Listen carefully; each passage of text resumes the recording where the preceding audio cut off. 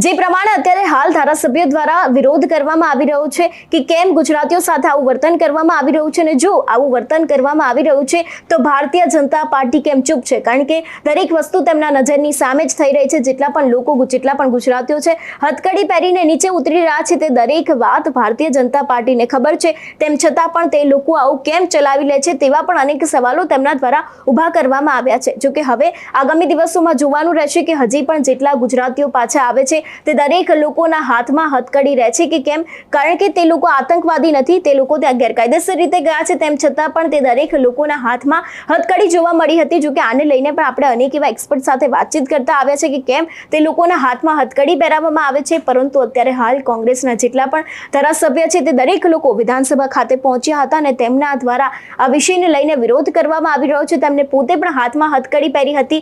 એટલું જ નહીં, તેમને પોતાના ગળામાં પણ અનેક એવા પોસ્ટર્સ લગાવ્યા હતા અને ભારતીય જનતા પાર્ટી દ્વારા તેમના ઉપર આકરા પ્રહાર પણ કરવામાં આવ્યા હતા કે શા માટે ગુજરાતી લોકો સાથે આવું થઈ રહ્યું છે, તેમ છતાં પણ કેમ તમે ચૂપી સાંધીને બેઠા છો? તમારું શું માનવું છે આ વિષયને લઈને અમને કમેન્ટ કરીને ચોક્કસ જણાવજો. તેની સાથે જ અમારી ચેનલ નિર્ભય ન્યૂઝને લાઇક, શેર અને સબસ્ક્રાઇબ કરવાનું ભૂલશો નહીં. નમસ્કાર.